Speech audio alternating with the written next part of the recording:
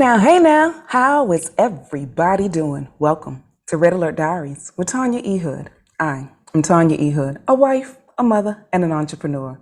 As an entrepreneur, it simply means I've worn a lot of different hats in my life that have helped me develop a full range of strategies and actionable steps that I've used to help my clients make a strategic impact, both personally and professionally, to have better than what life has been giving them.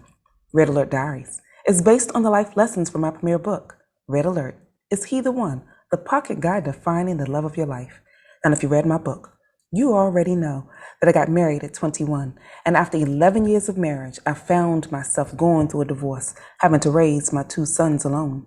To reset my life and survive my divorce, I took the time I needed to get to know me better, which opened me up to new love again. So now, I'm in a new marriage to the love of my life and my best friend, which just proves there is life after divorce. On this podcast, we have conversations that's real talk, marriage, divorce, money, and legacy. And I want you to join me on the journey. Call 240-532-2227. That's 240-532-2227. I want this podcast to challenge your thoughts and inspire you to grow. So together, we can operate in excellence. Today, I want to have a conversation about confrontation. We don't like to talk about it, and people are often scared of it because of the conflict that usually arises because of it. Conflict and confrontation can cause you physical ills, like a headache or a stomach ache, or emotional ills, like anxiety and depression. It also causes spiritual ills, leaving in the recesses of your soul the desire to want to have better than what you are currently experiencing. I want you to know that you can get through the elements of your life that confrontation brings and move through the conflict quickly, because I've gone through all of these.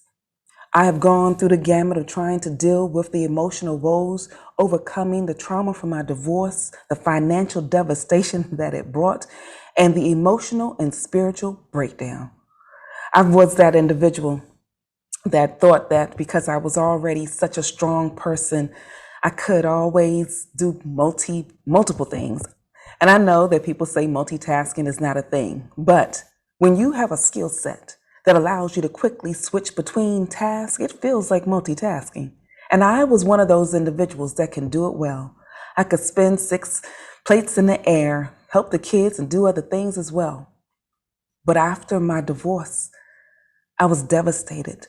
The emotional toll that it took started manifesting into physical elements as well. And I was held captive on my bed for about 2 weeks. I didn't want to get up. I didn't want to eat. I didn't want to drink. I didn't want to do anything. I'm grateful that I had the wherewithal to send my kids to my mama's house because I couldn't handle this. So what I ended up doing was just laying there, held captive in the center of my bed, allowing chaos to continue to reign because the emotional anxiety and the desire not to deal with the conflict that was constantly arising kept me pinned in one spot of my house. When you get to this place, I need you to know that you've got to make a decision to move past the pain, to move past the hurt, to move into a direction that will give you better insight. And it's not going to be an easy journey. But when everything around you is going to what I like to hear Yala Van say, Wahala. When it's going into Wahala, that is when you have to remember you have control over the responses to what's happening in your world. We can't often control what's happening in our existence. There's so many things in the political realm. There's so many things in our environment coming out of this current pandemic and the emotional stance that a lot of people find themselves in. They are wondering, how do I deal with the confrontation and eliminate the conflict quickly? You are in control of how you respond. When it finally dawned on me that that was one of the first steps, being clear about what I needed to do. I knew the only thing that I could truly do was get up and get out of the bed. And then I took step two. Step two was making up the bed. See, sometimes when you go through some of these things, and I know people are thinking that's simple, you may need to start off with something that simple to get you to a place where you're whole. Making up my bed made me go through the concept of the fact that I was not going to get back in it. So if I wasn't getting back into the bed, then what was I going to do? How was I going to move through the rest of this day? What were the other activities that I was going to start participating in? Because I had to do something, then just lay there. If all you can do in the beginning is just will yourself to do one thing, do that moment by moment. And you may have to break time down to that degree in order for you to get whole. Because I couldn't think minute by minute. A minute, if you really time yourself when you're in chaos and conflict, a minute is a very long time. So I had to take a moment, one simple moment, to decide to move to the position to sit on the edge of the bed and then stand, turn around, pull the sheets up, pull the blanket up, arrange the pillow so that it looked neat again.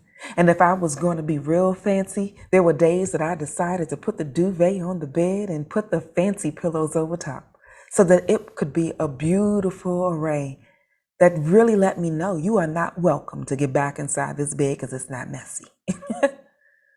That helped me. But it took me 2 weeks to get there.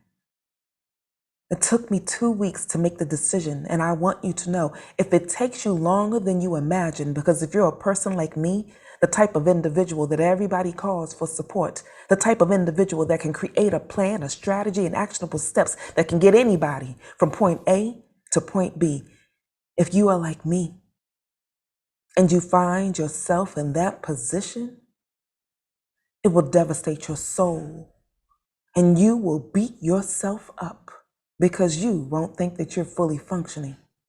I need you to know that you are doing the best you can. And all you need are a few tips and some tools. So here's something that I'm starting to share.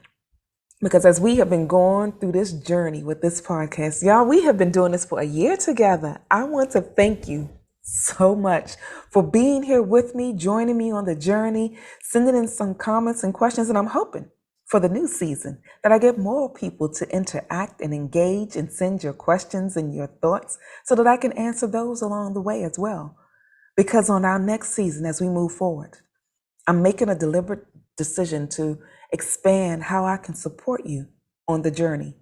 A lot of you are already aware that the book Red Alert has created this podcast, Red Alert Diaries, but it also created a course called Navigating Life After Divorce.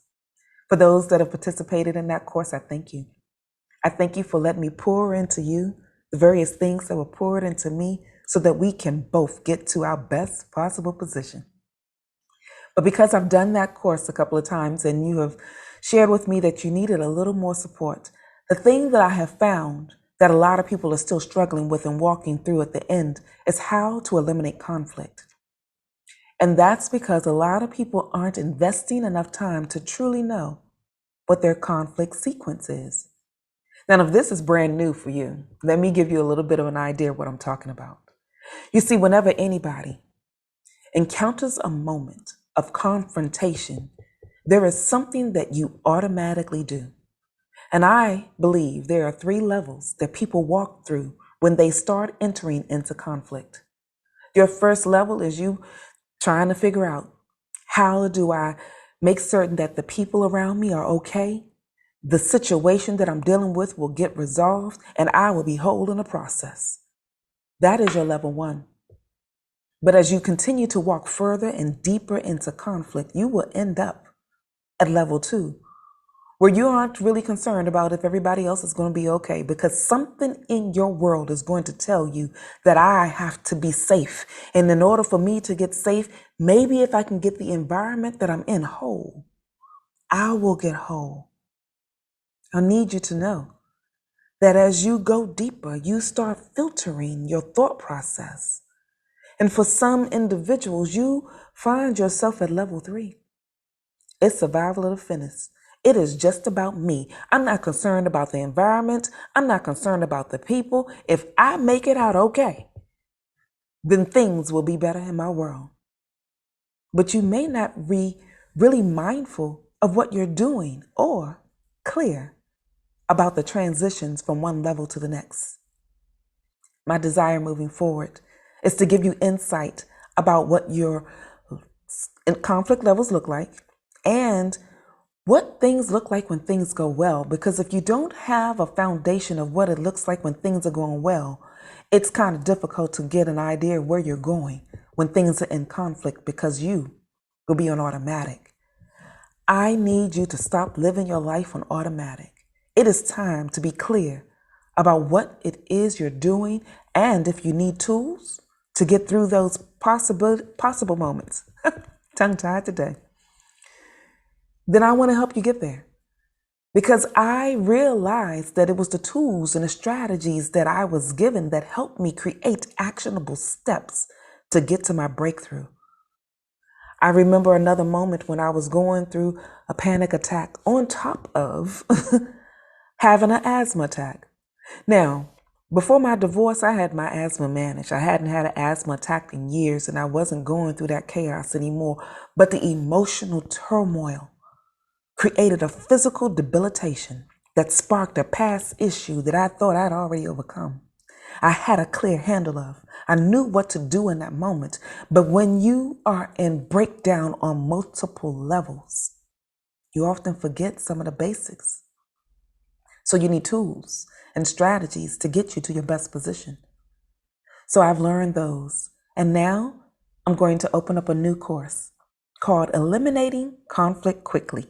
And I want to invite you to join me in that course. If you are a person that would be willing to participate in a 15-minute discussion with me so that I can really build a course that will help you for your needs.